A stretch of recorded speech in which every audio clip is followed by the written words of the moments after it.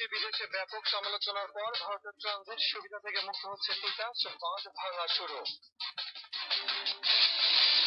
বিডিআরের ঘটনার ষড়যন্ত্রের সঙ্গে বেগম জিয়া জড়িত ছিলেন কিনা তার জবাব তাকে দিতে হবে বললেন প্রধানমন্ত্রী। এবং জাহাঙ্গীরনগর বিশ্ববিদ্যালয়ে ছাত্র জুবায়ের হত্যার প্রতিবাদে বিক্ষোভে উত্তাল ক্যাম্পাস।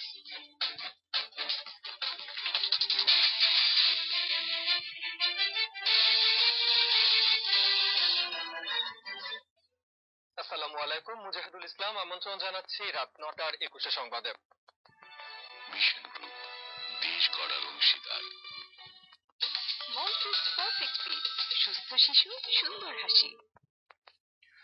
ভারতকে ট্রানজিট সুবিধা দিতে তিতাস দ্বিখণ্ডিত করে এর বুকে নির্মিত বহুল সমালোচিত বাঁধটি সরিয়ে নেওয়া হচ্ছে। সোমবার থেকে শুরু হয়ে কাজ শেষ হতে সময় লাগবে 15 দিন।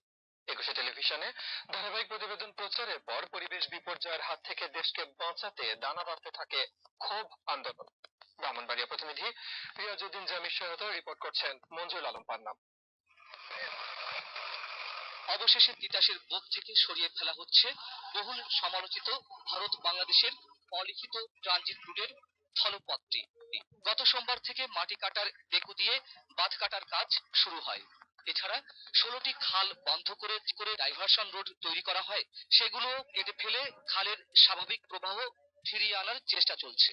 টার্মিনেশন তার আগে করার ফলে আমরা নদীটাকে ক্লিন করে দিচ্ছি। এটা মৌখিক খাল বলা আছে, তারা তৈরি করবে এবং ওটিসি পাস করার পর তারা এটাকে আবার কি কম এটা কেটে দেওয়া নদী তার স্বাভাবিক গতি ফিরে পাবে। স্থানীয় পরিবেশ অধিদপ্তরের কর্মকর্তারা অবশ্য এতদিন পর এসে স্বীকার করে নিলেন এই বাঁধ নির্মাণে পরিবেশ অধিদপ্তরের কোনো অনুমতি ছিল না।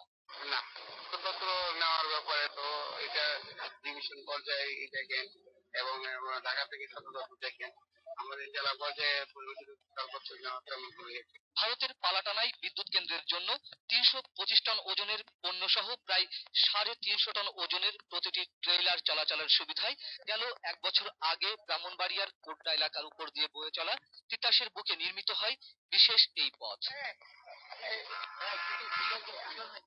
21 টেলিভিশনে এ বিষয়ে ধারাবাহিক প্রতিবেদন প্রচারের পর দেশ বিদেশে ব্যাপক সমালোচনা এবং আন্দোলনের দানা বেঁধে ওঠায় শেষ পর্যন্ত এই বাঁধ সরানোর উদ্যোগ নেওয়া হয়। যদিও ভারতের প্রয়োজনীয় ভারী পণ্যবহন এরই মধ্যে শেষ হয়েছে বলে জানা গেছে, আর তিতাস ফিরে পেতে যাচ্ছে তার ক্ষয়ে যাওয়া প্রাণ। মঞ্জুরুল আলম, 21 টেলিভিশন। বিডিআরের ঘটনার ষড়যন্ত্রের সঙ্গে বেগম জিয়া জড়িত ছিলেন কিনা তার জবাব তাকে দিতে হবে বলে মন্তব্য করলেন